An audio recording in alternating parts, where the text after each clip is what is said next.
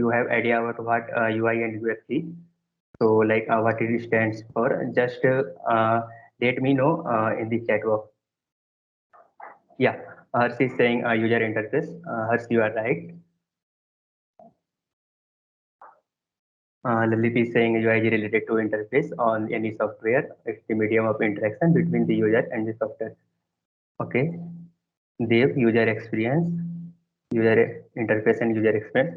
So I think most of you have know the that what UI and UX stands for, and this might be possible you have an idea about what UI and UX is. So without further delaying, let me start this session. So Pratik, can this slide? So these are the topics which we will be covering throughout the session. So like we will be covering what do UX and UI means, the difference between them, and like how UX and UI designs works together to create a good design or a good product, and some design principles, fundamentals about wireframing and design elements. After that, some UI UX tools and the resources from where you can learn about UI and UX. Next slide. So now the first question comes in our mind is what do UX and UI means? As you have many of you have said that UX stands for user interface and UX means user experience. So for those who don't have even know that what UX is useful. So at first glance, it seems to be like somewhat of UX is like alien language. So as with many terms in tech, there are all kind of abbreviations and acronyms that you have to get used to. UX and UI are another two terms to familiarize yourself with. The U in the both term stands for user, as many of you have said. This is because both spheres have the user at their heart and are essential for creating user-friendly experience. Any developer, whether that's for an app or a web or even for a coffee machine or any product, will know the importance of creating an accessible interface. But it can't just look good. You will want to make sure it work well too. So this is where both UX and UI comes in. So there is more to it than that. However, let's dive into each of these separate terms and find out the different applications and each design method. So here is first UX design. So as you can see that a line mentioned in a PPT that UX design is about understanding the overall journey of your users and turning it into products. Okay, so basically UX design encloses the end user's interaction with the products. So it's worth mentioning that this process can be applied to just about anything from like any product to your web to your app design. So UX involves the interaction between the users and the services basically. So right, and UI design is the broader term for considering all the different elements involved in this experience. Uh, this this main consideration is for how the users feel when experiencing the product and how easy it for them to use the product or a service. So UI design is not about how the service or product looks. It is solely focused on the actual experience that the user has with the product. So this could be regarding like if take an example of an banking app or like their website.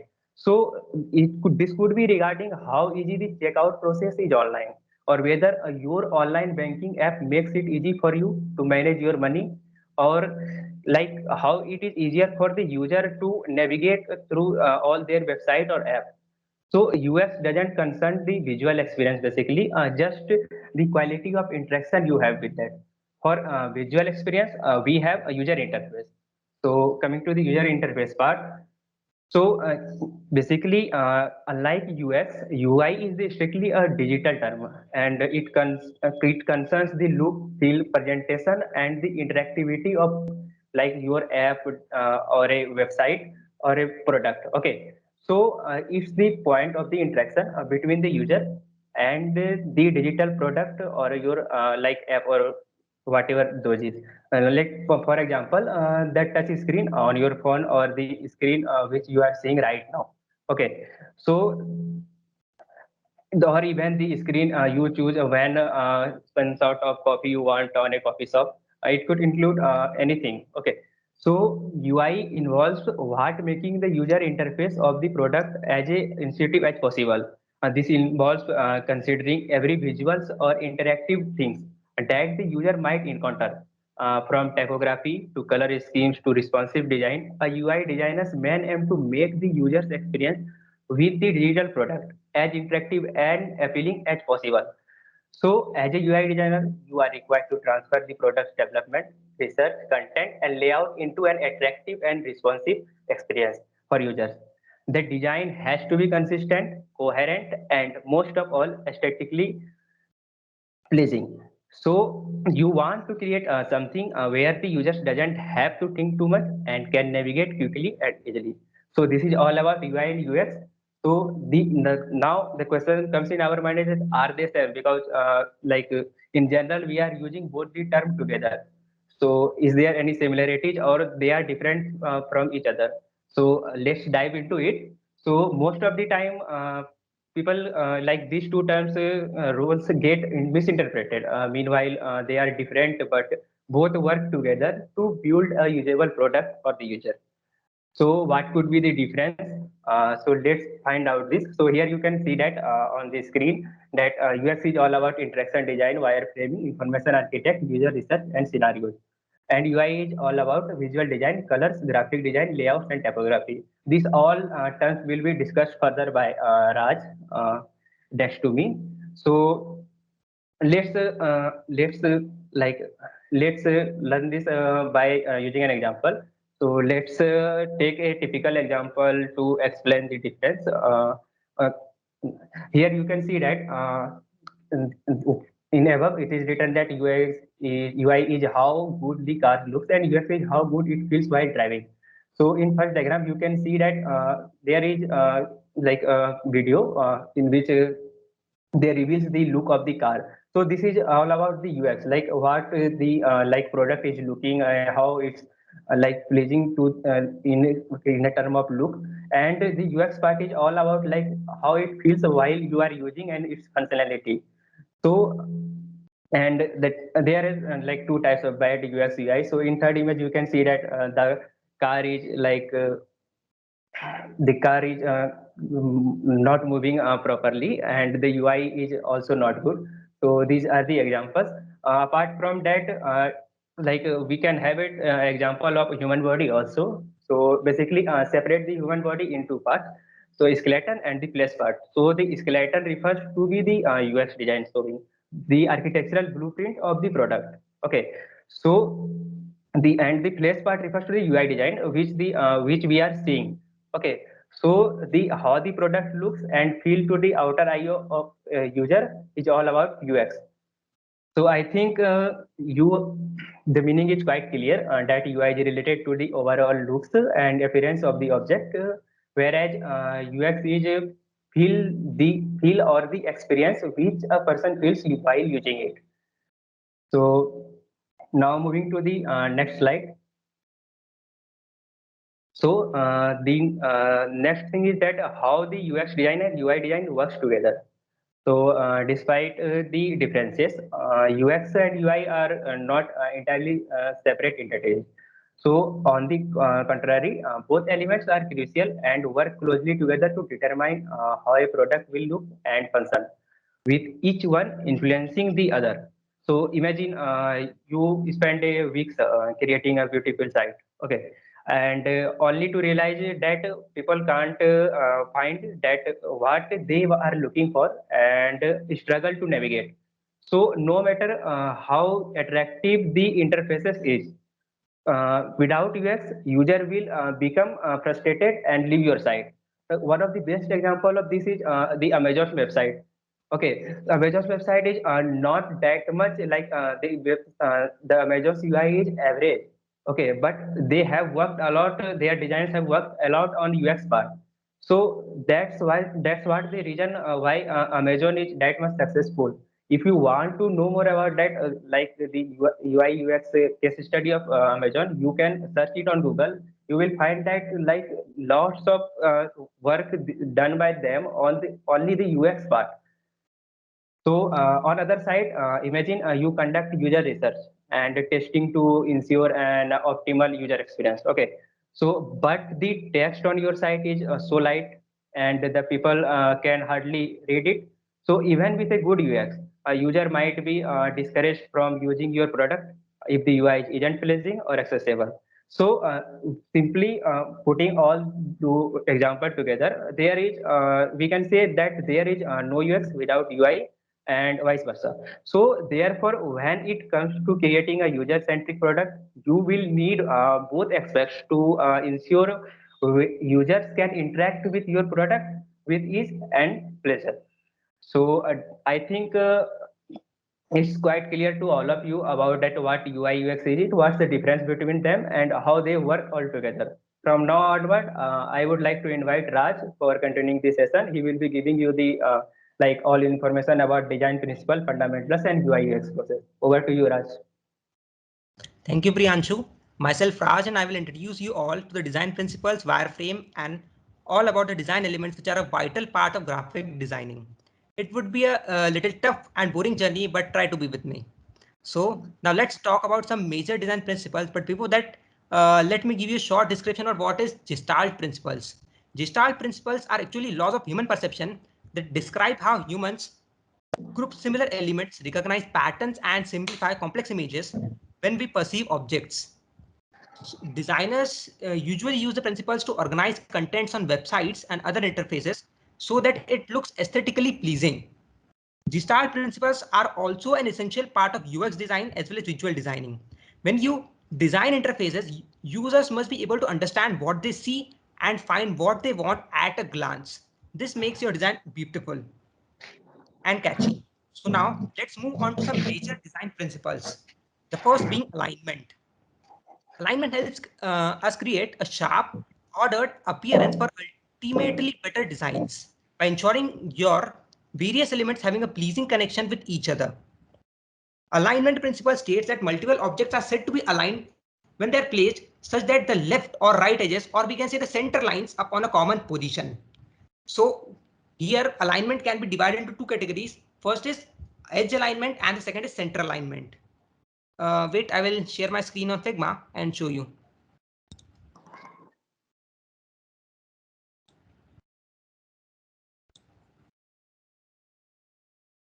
Is my screen visible, Prateek?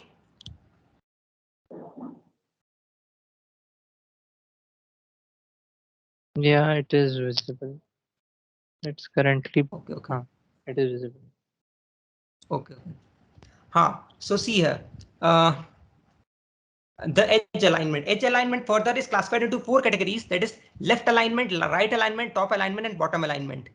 If the elements stick to the left of the y-axis, the alignment is said to be left aligned, and if it sticks to the right of the y-axis, it is said to be right aligned. And in the case if it sticks to the top of the x-axis, it is called as top aligned, and if at bottom, it is called as bottom aligned. Then the second one is center alignment. Center alignment is further divided into two categories, that is horizontal center alignment and the vertical center alignment. Horizontal center alignment, in this the elements are placed across the central y-axis, and in vertical center alignment the elements are placed across the central x-axis. As you can see here, this x-axis, and the elements are arranged vertically across that x-axis. And same is the case of that of horizontal center alignment. The axis is y-axis and the elements are arranged across its axis. The second design principle is proximity. Proximity is actually a perceptual organization concept. It says when you perceive a collection of objects, the objects closer to each other can be grouped together to create a good relationship.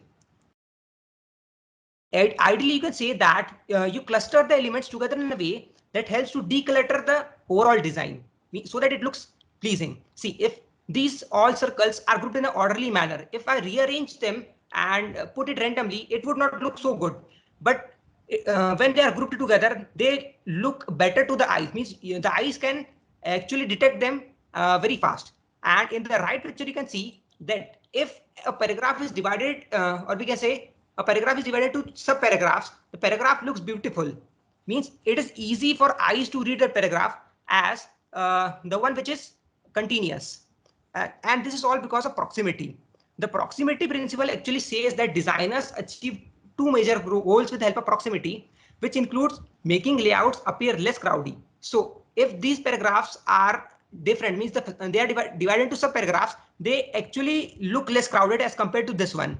And proximity also makes the page look more orderly and organized. So designers use the principal proximity to give users visual cues, means better form design, improvement in the content comprehension, and emphasize on certain elements. The third design principle is space. Is actually we can say as white space. White space refers to the empty space around and between several elements in a design or a page layout. Or it is also known as breathing room, or we can say negative space. The parts of the design which one chooses to leave blank is as much as important as the one he is filling with colors or images or any other text. See here, this all the space is left blank. Then too, the image is looking attractive. Why? Because of white space.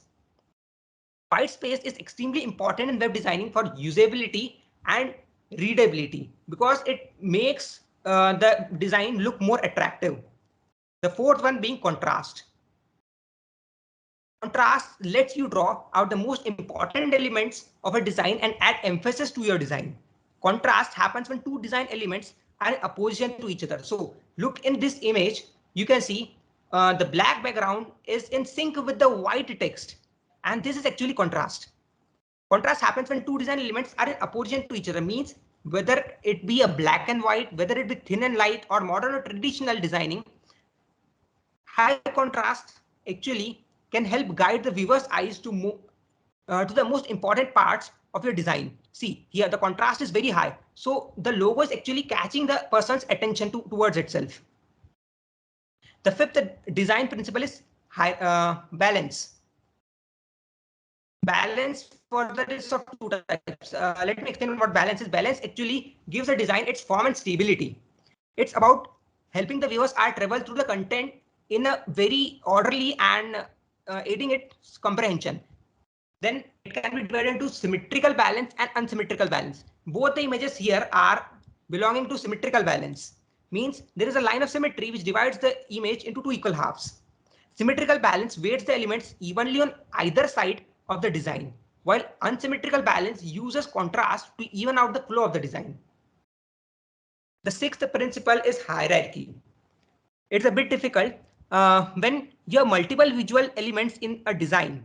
You want to make sure you are giving extra visual to, or weight to some of the important message you have to convey. So this is called as hierarchy. Means you have to highlight something in your design, then hierarchy comes into play. And it can be accomplished in a variety of manner. Means you can make the font larger or bolder. You can place your most important message physically higher than the other messages you want to convey, or you can use shapes to frame the central point. Actually, hierarchy is used to rank design elements in your design.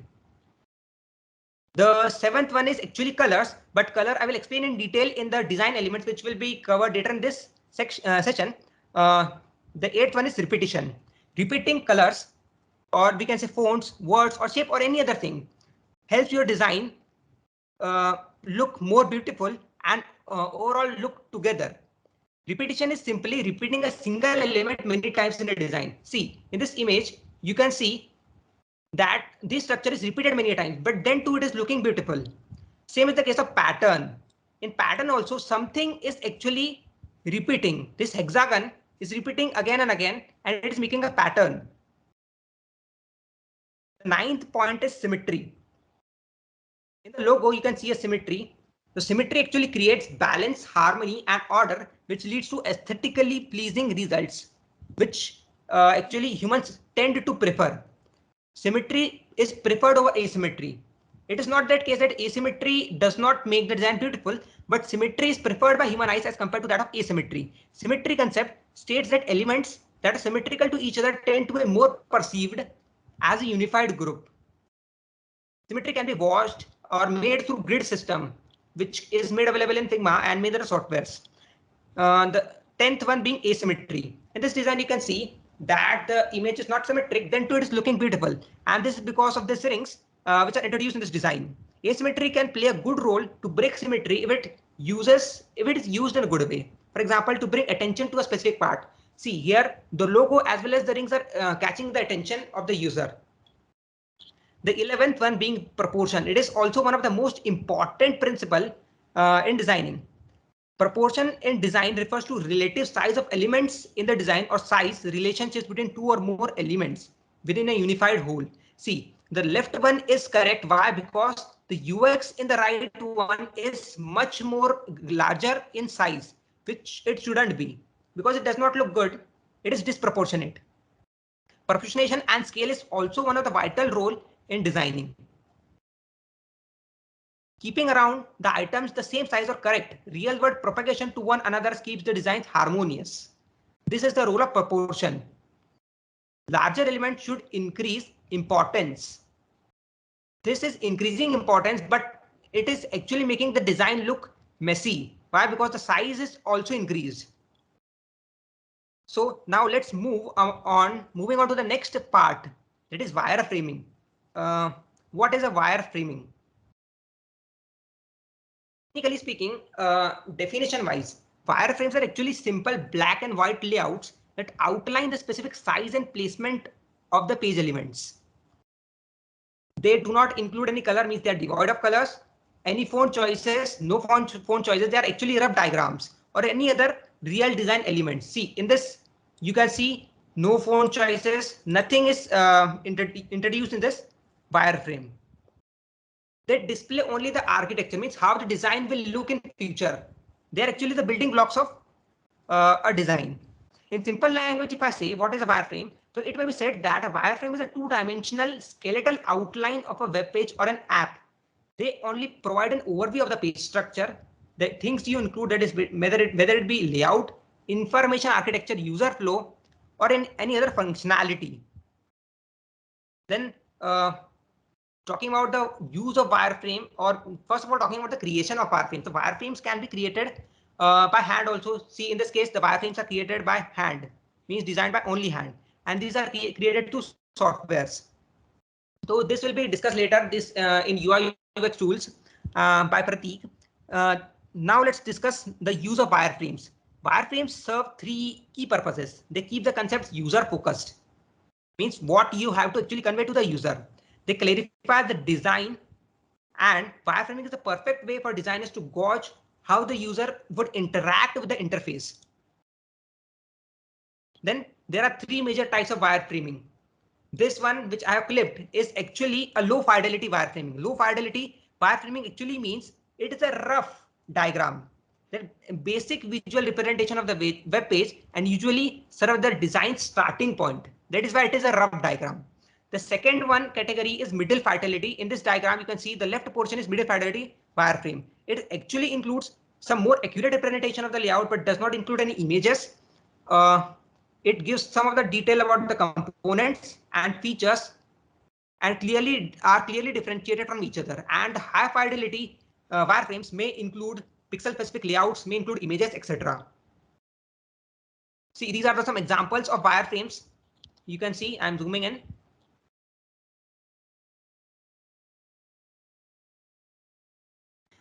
This is the rough diagram of wireframe. That is low fidelity wireframe. This is mid fidelity wireframe, and this is high fidelity wireframe.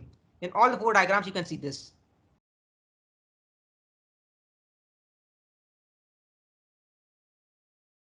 Now, talking about the next is color design elements. The first one being color. The color is one of the most powerful tools for visual communication, and it influences the mind of the user. It may be emotions, it may be your mood, it may be your behavior. Color scheme is the term that designers use to describe color combinations that they use in graphics user interface design. So there are two rules. First of all is the limited total number of colors. We see using so many of colors in a design makes the design unnecessary. Means it, I do not say that it does not look beautiful, but keeping the number of colors in your design minimum makes your design look beautiful. Most probably you should use 3 to 5 colors in your design. Keep your color scheme simple with a maximum of 3 to 5 colors. Some designers think that 2 or 3 colors will limit their creativity, but it is not true. Then the second one being use the color wheel to select colors. The color wheel is one of the most ideal thing created to make the selection of colors. Designers typically rely on the color wheel to solve this problem. The color wheel includes primary colors, secondary colors, and tertiary colors as well. Then color schemes. Color schemes can be divided into monochromatic, analogous, complementary. Monochromatic schemes use a single color, whereas analogous color schemes use a few related colors to each other. In here you can see the primary, secondary, and tertiary quaternary colors. So I was at the analogous color schemes. So analogous color schemes use a few related colors. One color is dominant color, whereas other is a supportive color. And the third one being complementary color. In their most basic form, complementary schemes consist of only two contrasting colors. This scheme works well if you want to attract the attention of the user. The second element is line. So lines may be of different shapes, curved line, straight line, dotted line. Then thickness of line may vary. Lines are used to design to divide sections of a page or layout and to join sections that are related to each other. This is the most basic use of a line. The next is shape. The shape, everything in your design is actually or ultimately a shape.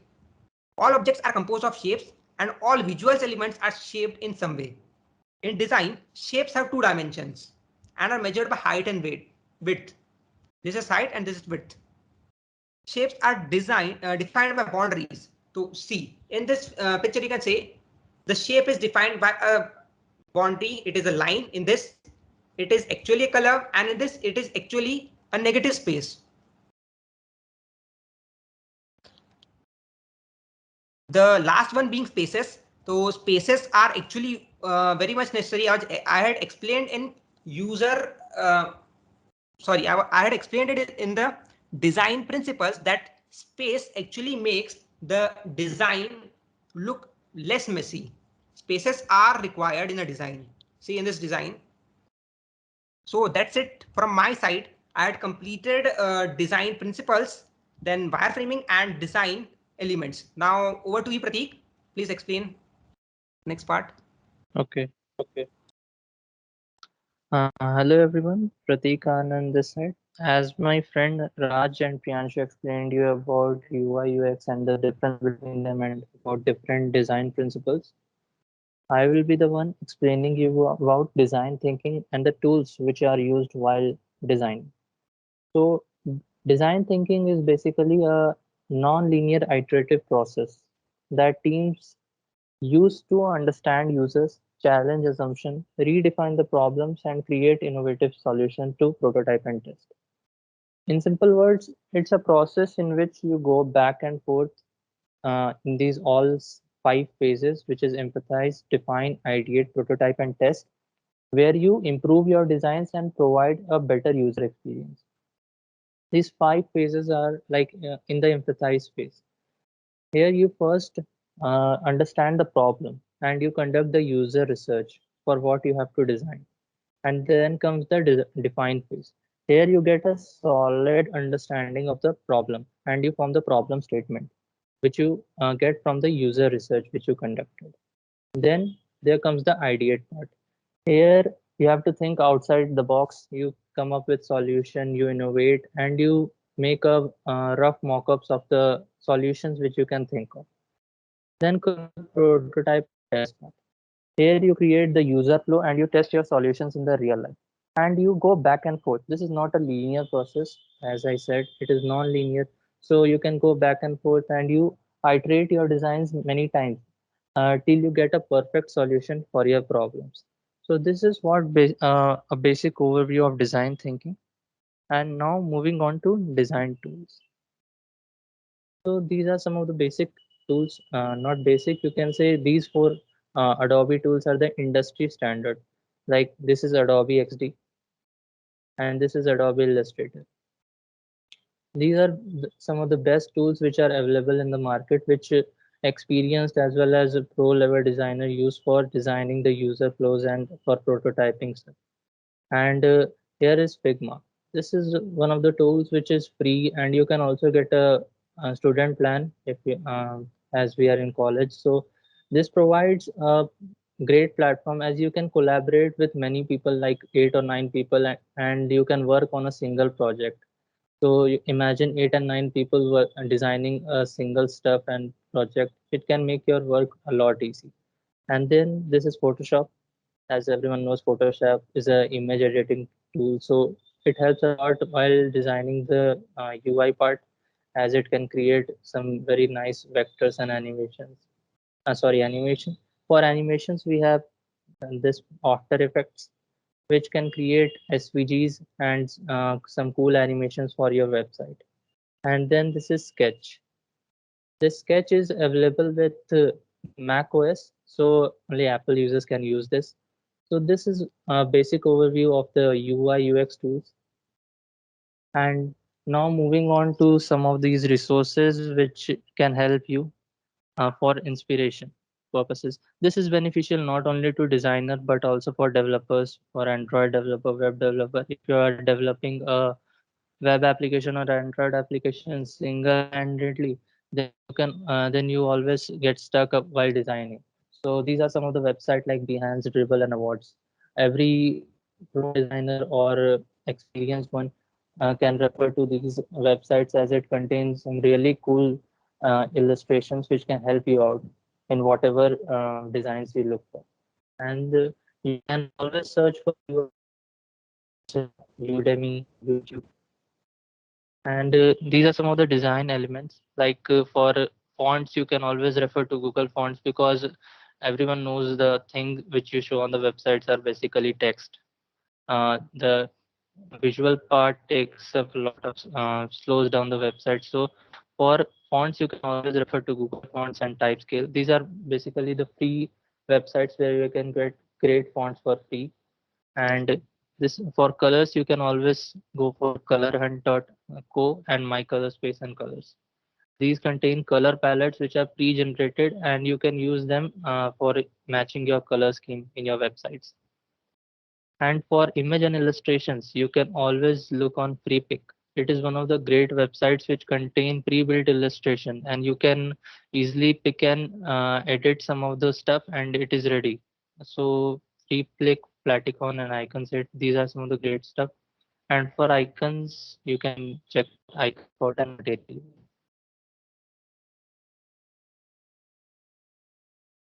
And now we are ready for questions. If you have any, then you can drop in the chat box or we are making the mic audible for everyone.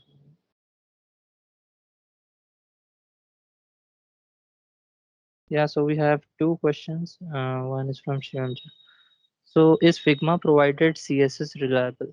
No, it is not completely reliable. Like it just gives you an overview kind of thing. You have to fine tune it as per your use. So if you have used it before, then you have encountered this problem that it does not fits as properly as it looks in the Figma workspace. So it is not 100% reliable, but it gives you a rough idea of how it should be. And the second question is, what is the workflow we should prefer for designing a web or for web UI? Okay, so for the second question, we can always start with the first thing that first use wireframes. Like you can draw rough mock-ups of wireframes on paper, and then you should choose a color palette, proper color palette, what you are going to make, like what are the color scheme in your website. You cannot just randomly pick the colors. Like in our presentation also you can see there are four primary colors that we have continued with. And third is choosing font sizes. Like you cannot go on choosing a font of 72 pixels and then randomly to 18 pixels. You have to be consistent with it. And then it comes to designing basic elements like buttons and some navigation bars. And fifth is designing the full. So these are some of the basic points which you can always keep in mind while designing a web application or any Android app.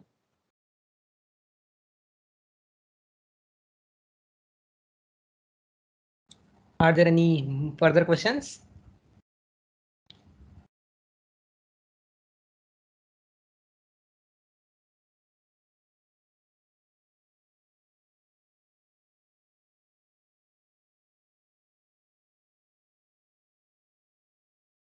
If there are not any further questions, then we can move on to the quiz part.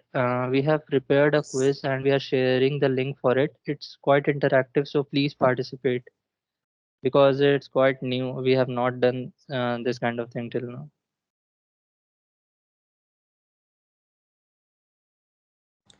Link has been provided in the chat section.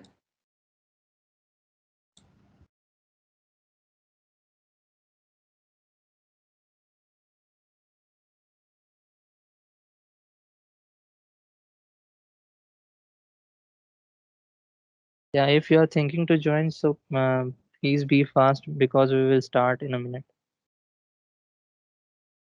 Yes, on 45 will start and it will give you Not a take more certain than time four. for answering each of the questions. Yeah, you will be given 20 seconds for answering each question.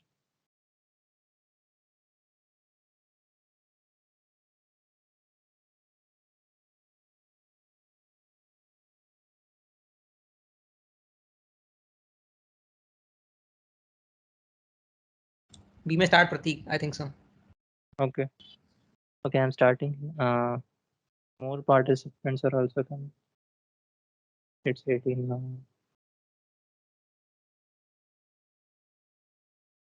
Okay, just 30 seconds more, then we will start.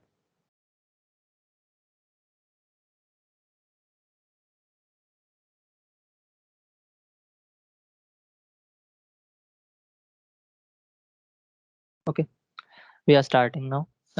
Guys, you will get your question now.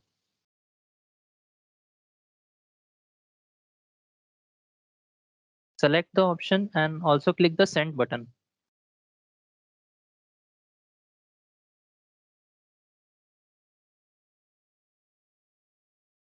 Only 9 people have answered till now. Yes, 18 Tina, and there are 20. 10 answered. Time is less. So 79% is a no. There are still someone with yes. I don't. So here comes the next question. Okay, next question. The correct option is second.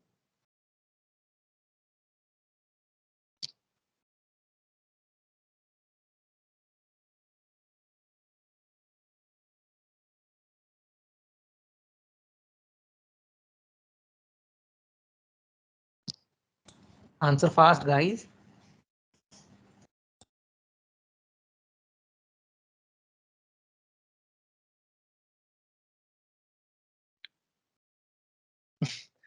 How can you think of online simulator here? It's a design tool.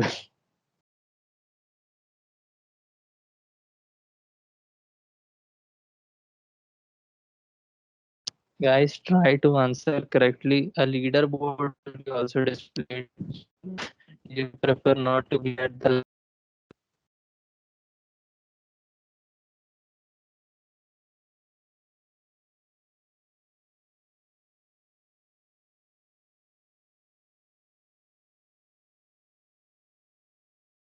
50. So it might be contradictory, but more animation overall degrades the user experience as user has to wait for a lot of time after every possible move which he makes in the website. So overall, it becomes time consuming. So it degrades the user experience. Imagine after every click you have to wait for 2 seconds to watch the animation, and you have to do every now and then when you open the app. So that's how it degrades. So it might be contradictory for some.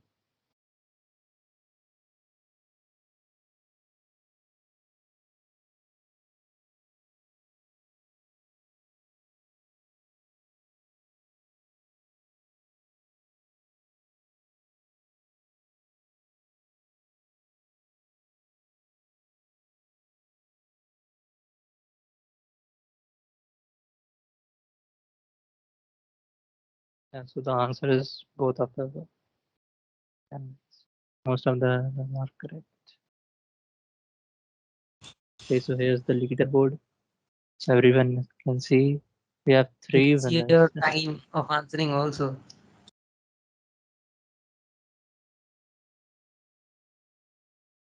So here comes the next question. The leaderboard was for after half the quiz was over. So not that quiz is over right now.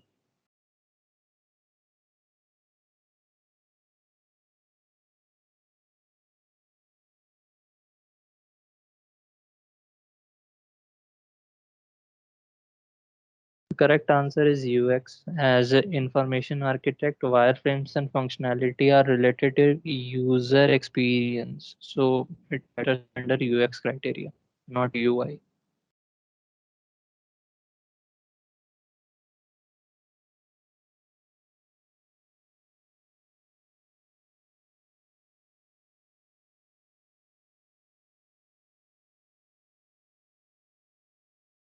This is easy. Please answer as fast as possible.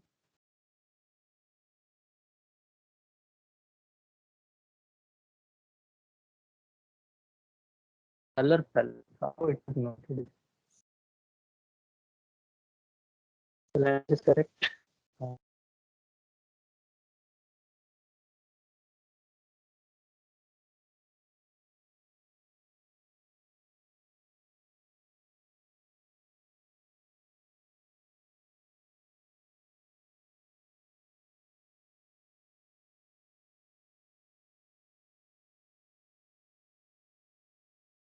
Pratik, I think so. The screen is lagging or what? Yeah, your screen got freezed. It got stuck. Let it be continue the quiz. After the questions, we will declare the results. Who has answered how many right questions? Your Pratik, voice your is voice is not clear. Yes. Raj, over to you. Okay. Pratik, how to make it available means the questions like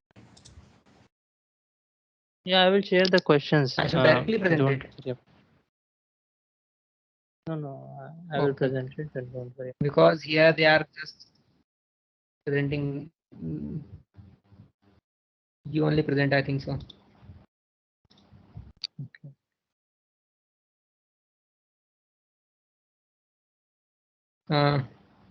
Questions are stuck at question. No, I have resumed that. Questions are not stuck.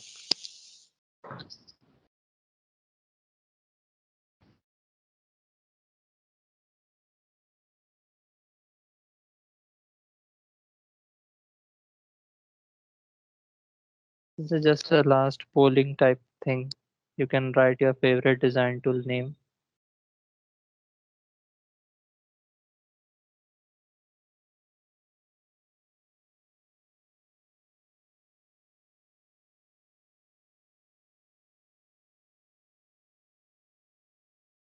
The most popular one is Figma. There are also someone using CorelDRAW, Illustrator, Figma, Photoshop. Someone also uses Sketch. Wide variety. So that was all, guys. I will publish the result of the quiz just after the meeting ends. So that's all. Thanks for listening, and thanks to everyone for joining and tuning in. That's all. Thank you, guys.